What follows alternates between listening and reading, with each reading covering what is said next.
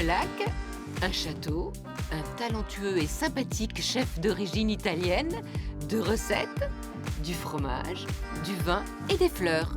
Goûtez voir en Savoie.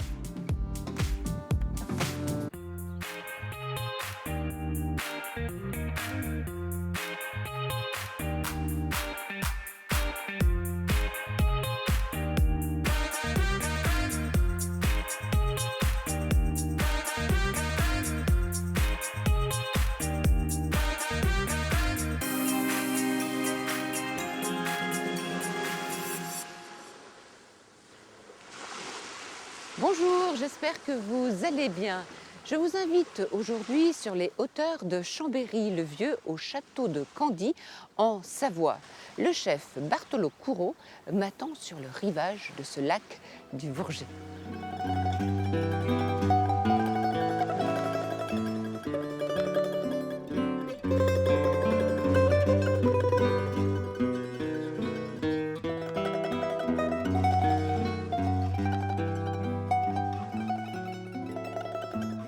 Le lac, le soleil, mais c'est le bonheur, Bartolo. Le bonheur, voilà, tu dis bien. Regarde la beauté de ce lieu. Hein? Ouais, c'est magique.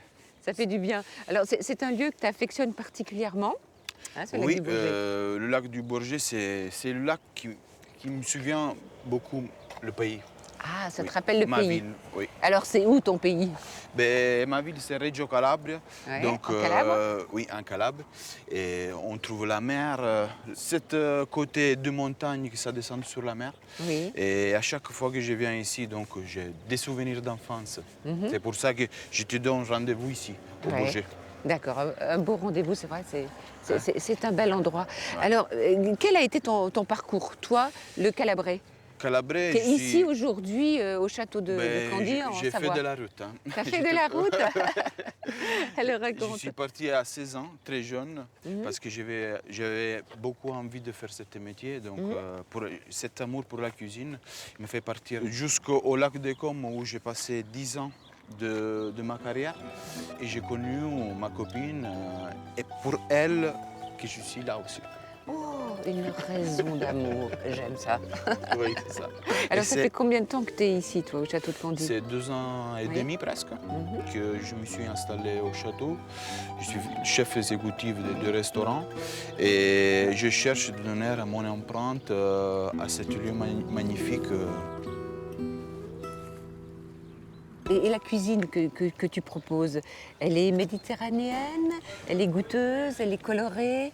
En fait, la cuisine, c'est un lieu qu'il faut aussi travailler avec l'environnement qu'il y a autour, l'environnement qu'il y a autour du château.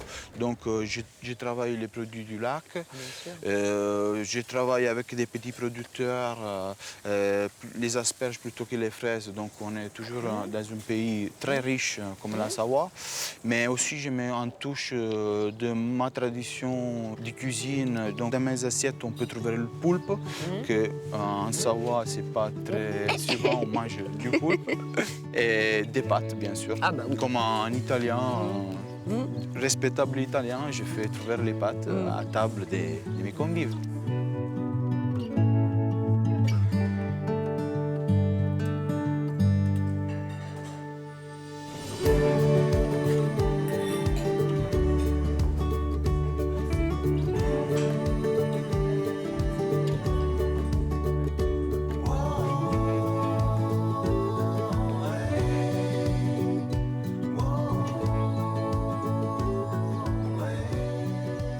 Frédéric, de quand date ce château? Alors, il date de 1326. On est sur une demeure, une résidence des ducs de Savoie. Donc, c'était leur résidence d'été, puisqu'ils habitaient principalement vers Annecy. Mais ils se faisaient plaisir et prenaient ripaille et tout ce qui va avec. Et festoyaient ici. Le château, lui, a été transformé en hôtel en 1994. Donc, château de Candy. Candy, ça vient d'où? Candy, ça fait partie de la ville de Chambéry et c'est aussi le nom qui avait donné par rapport aux familles existantes qui géraient le domaine. D'accord. C'est une famille Candy. Exactement. Et qui étaient des serfs qui travaillaient pour le duc. Reste-t-il des traces de cette époque, le XIVe siècle? Oui, bien sûr. Donc la bâtisse principale qui est juste devant vous, et la tour qui est sur votre gauche, qui a été reconstruite. Sinon, tout le reste, c'est neuf. C'est-à-dire que c'est une vingtaine d'années maximum. Alors aujourd'hui, Château de Candy, c'est un parc, Alors, un hôtel et 2 restaurants. et un vignoble, bien sûr. En 1994, en même temps que la fondation du château, en hôtel, Monsieur Lostis était ami avec une des plus grandes familles de négociants propriétaires de la région, la famille Perrier. Perrier, bien sûr. Et ils ont une idée exceptionnelle, puisque c'était unique à cette époque, c'est de faire venir du vionnier, donc le cépage qu'on retrouve à Condrieu, non loin d'ici, à une centaine de kilomètres, et de le planter ici. Et donc ça a donné un vin extrêmement frais, avec des arômes d'abricot et de violette. On produit malheureusement pas beaucoup de bouteilles, uniquement réservées au château. Mais ça Et permet... à ses clients. Bien sûr.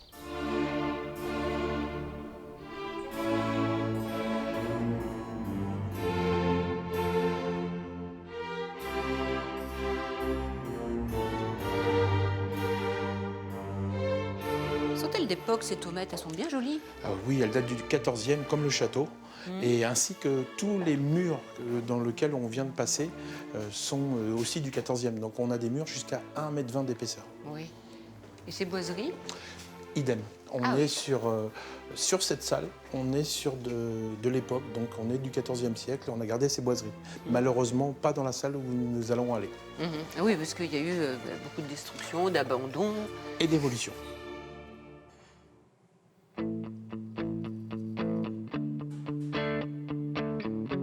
Donc 2 restaurants. L'orangerie, où nous sommes actuellement, notre restaurant gastronomique. Oui. Et Le puis, chef Bartolo Curo, qui en bien est sûr. le chef exécutif, que vous avez déjà rencontré. Et puis, La cantine. Et donc, le chef a trouvé son homonyme, surtout pour une cuisine traditionnelle. Un jeune homme qui nous vient d'Annecy, qui travaillait pour un meilleur ouvrier de France, charcuterie traiteur, et qui nous fait des merveilles tous les jours.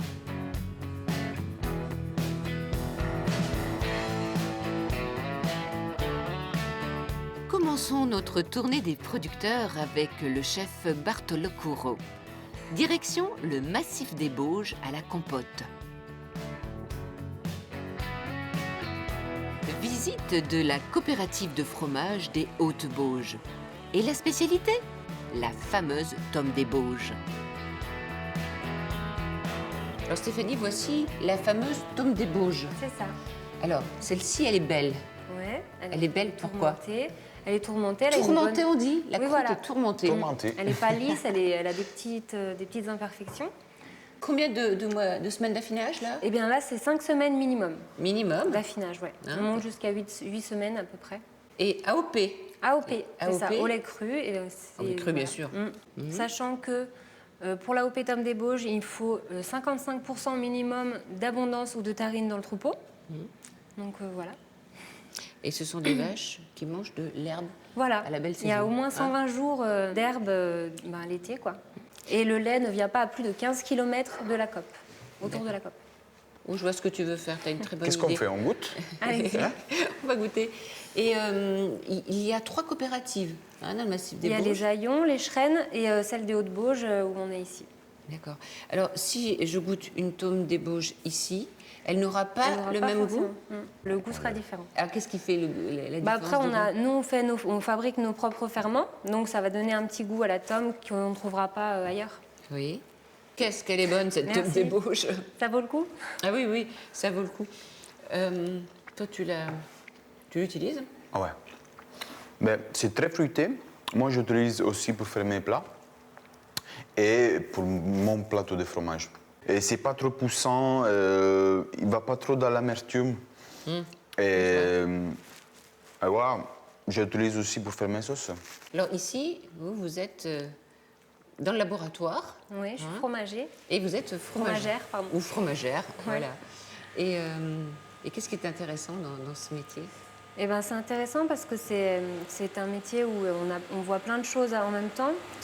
Ici, on fait 3 fromages différents, donc c'est intéressant aussi. Tome de Savoie. Tome de Savoie, le cru réserve, Ah, c'est quoi une ça? pâte cuite. C'est une pâte cuite comme un gruyère un peu. Et donc la tome des Bauges. Après, ce qui est super aussi ici, c'est que avec la tome des Bauges, on met en valeur notre massif. Et puis le travail de nos producteurs, de nos agriculteurs. Donc c'est génial de pouvoir mettre ça en avant. Donc toi, tu vas en prendre aujourd'hui pour ton Ben, plateau? on va prendre pour le plateau et pour la recette. Oui. Et on va goûter au château. Au château, oui, mais moi je fais un petit détour. Je vais passer à Yenne pour aller voir le fleuriste. Tu sais qui décore oui, oui. le château de Candy.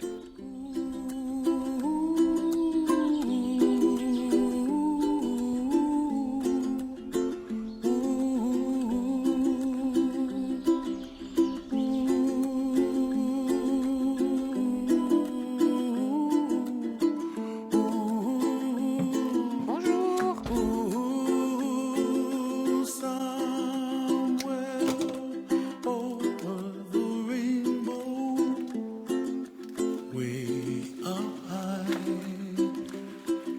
Le principe de la boutique, c'est fleurs et décoration. Nous, on est fleuristes de métier, mais le principe, c'est d'avoir des objets de décoration qui sont complémentaires des fleurs, comme donc des jolis vases, des photophores, etc.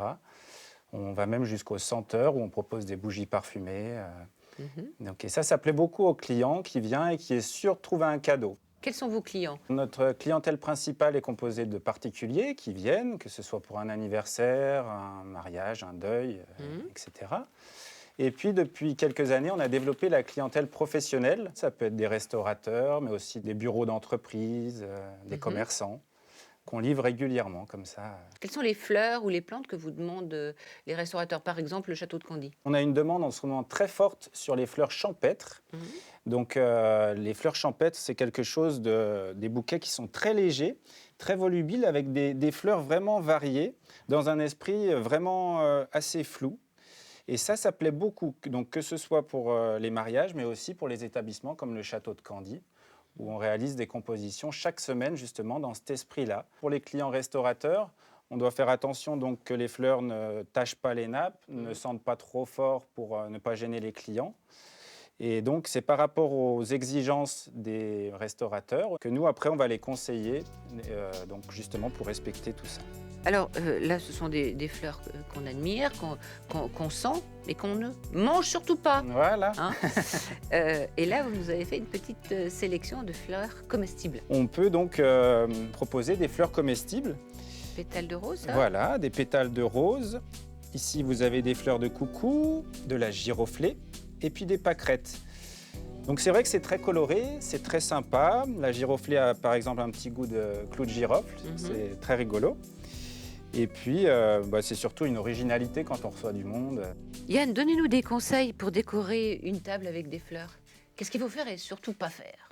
Alors ce que je vous conseillerais, c'est déjà de choisir les fleurs que vous aimez, des fleurs de saison de préférence, et puis ensuite de choisir un contenant qui soit bien adapté. Donc c'est un contenant qui va être plutôt bas, de préférence, avec une composition qui va être bien adaptée, on va dire, jamais plus haut que le coude, quand on met le coude sur la table. On voit l'invité en face, voilà. Bien sûr. Et puis ensuite, bien respecter au niveau de l'eau les exigences que peuvent avoir les fleurs que vous avez choisies.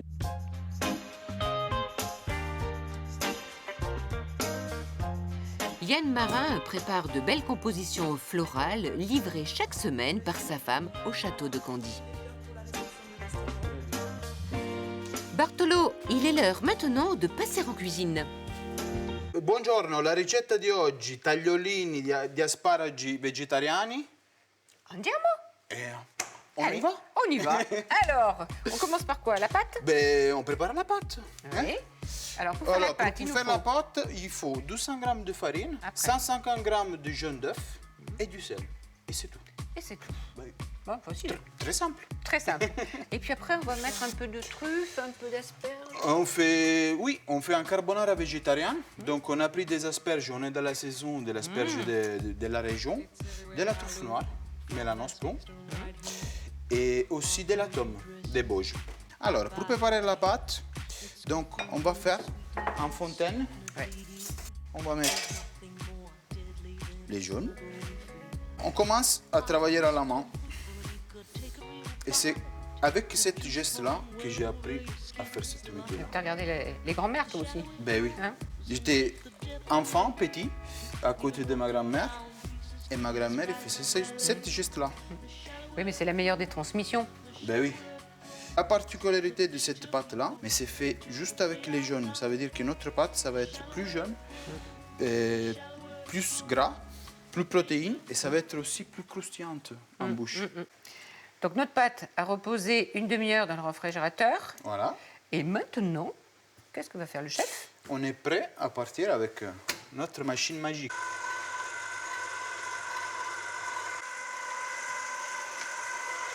Tu veux obtenir combien d'épaisseur? Oui, encore un peu. Encore un peu? Toujours bien quand il croûte. Voilà. On a fait notre sfoglia, comme ça s'appelle en italien. Donc notre voile de pâte. On va la couper. Comme ça, on va avoir des bandes très précises. Avec cette machine-là, on va faire comme des chevaux d'ange. Sinon, il faut faire au couteau. Sinon, au couteau. C'est pas le même résultat. À la maison, après, on s'adapte avec les outils qu'on a. Oui. Alors, on prépare la sauce. La crème. Oui. La sauce. La crème, la sauce, c'est Ouais, la la salsa. sauce. C'est la La salsa. sauce. Les échalotes, Oui. on fait suivre les échalotes. On met les queues de notre asperge et on ajoute de la crème. Et on mixe tout. Et après, on va préparer la base où on va sauter notre pâte. Donc, ça veut dire avec de l'ail émincé, la truffe, les brisures de truffe. Les pâtes, donc tu les C'est plonges petit. dans l'eau bouillante. Oui. Combien de temps? 3 minutes. C'est 3 des pâtes fraîches. Oui. Donc, on n'a pas besoin de D'accord. L'eau a été préalablement salée, saler. Voilà. gros sel. Gros Et sel, est-ce que tu mets une goutte d'huile d'olive dans l'eau? jamais. On n'a pas besoin. On va plonger notre pâte dans la poêle, on va sauter et on va ajouter du beurre pour mantequer notre pâte. Et voilà, et on est prêt. C'est facile. C'est facile, c'est très facile.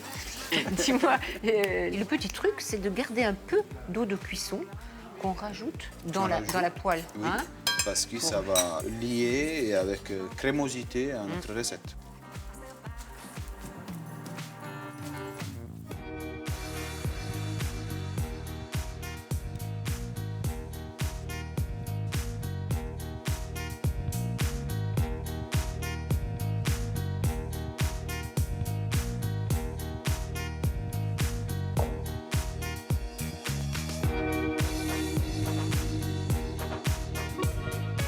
Quelle est la meilleure cuisine du monde?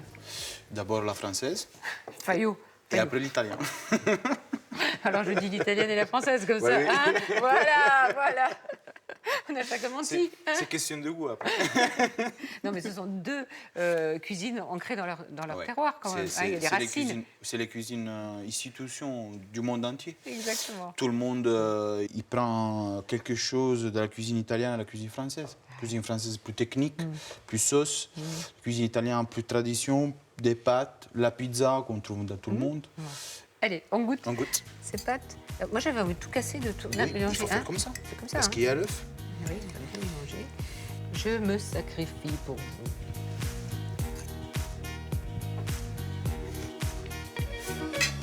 C'est trop bon.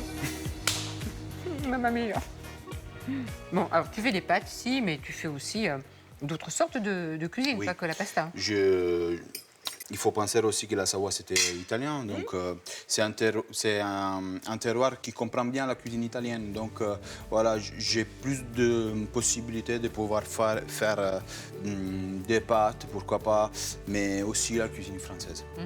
Vous êtes combien 5 en cuisine et 4 personnes en salle qui s'occupent des clients. et combien de pâtissiers? On a 2 pâtissiers, un chef pâtissier et un commis. Oui. Et aussi, c'est tout fait maison. On part de la matière brute et on réalise tout ici au château. Alors on va préparer un dessert à base de fraises des bois, rhubarbe et chèvre frais. Donc là en amont j'ai fait confire au sucre, dans une croûte de sucre j'ai fait confire la rhubarbe. Donc là maintenant on a une texture compotée et autour j'ai enroulé une ganache montée citron vanille. Donc je vais la déposer directement au centre de l'assiette. Ensuite ici on a un voile de jus de fraise et on va se servir comme une raviole. On va rajouter également encore de la rhubarbe confite directement dans la raviole. On a de la crème de chèvre fraîche, légèrement affinée, pour amener un petit peu de goût et de peps au dessert. Et on va terminer avec le deuxième voile de ravioles, légèrement plus grand que le premier. Ensuite, on va disposer, pour commencer, des petites fraises Marat des Bois que j'ai fait mariner un peu à l'huile d'olive. On va prendre des fraises Marat des Bois également, mais fraîches, qu'on disposera au fond de l'assiette. On va venir déposer une petite terre de noix de pécan afin que ça puisse nous tenir le sorbet. Ici, on a un biscuit moelleux à l'amande, donc une dacquoise, donc à base de blanc d'œuf. Quelques petites pousses de citron. Et également quelques petites pousses de coriandre. Et ensuite, le sorbet fraise des bois, qu'on va venir déposer délicatement pour finir. Un jus de fraise légèrement citronné qui amène le liant au dessert. Voilà. Pour accompagner les plats à la carte du château de Condy, les vins de Savoie ont évidemment une belle place. Une famille est incontournable. Viticulteur depuis 1853, l'histoire de la maison Perrier se confond avec celle des vins de Savoie et des Alpes françaises.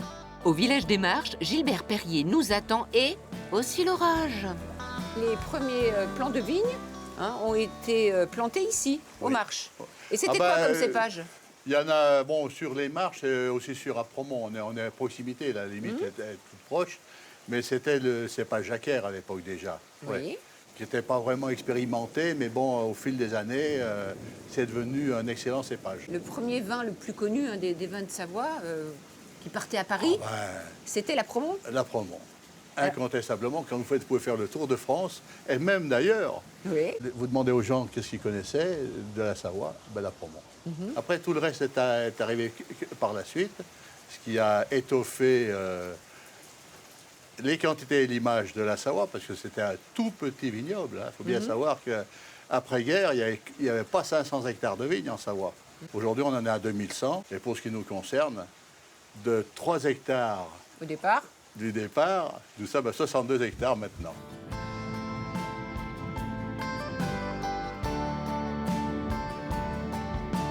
En dehors de la jacquère, qui est le principal cépage, toujours, de la Savoie, ceux qui donnent vraiment d'excellents vins, c'est l'Altesse. L'Altesse, pour la Roussette de Savoie, et puis la Roussanne pour le Chignin Bergeron. Bon, après, il y a le Mondeuse aussi. Ah non, mais ça, c'est un vin rouge, là. Oui, et alors c'est bon, ben, c'est le rouge, non? C'est formidable. Ah, bon. C'est formidable. C'était un vin qui était décrié il y a 30 ans en arrière. Alors, Bon, quel vin mais vous là- appréciez, vous, en Savoie? Ah, moi, personnellement, la Mondeuse, je suis un amoureux de la vous Mondeuse. aussi? C'est vraiment un vin qui a beaucoup changé ces 20 dernières années. On a des vignerons comme Gilbert qui ont énormément travaillé sur leur cépage, leur culture, en plus en respect avec la nature. C'est plutôt du raisonné et c'est là la grande intelligence, c'est-à-dire qu'au bout d'un moment, la nature, elle nous aide, mais elle ne peut pas toujours nous aider. Et c'est là qu'il faut intervenir. Donc je pense que l'agriculture raisonnée, c'est l'avenir de la France. Le vin blanc du château, vous vous souvenez? Eh bien, c'est Gilbert qui a planté et vinifié le vionnier du château de Condy. Servez-vous. Allez, on va déguster Allez, ce vin. on va déguster le vionnier du château de Candy.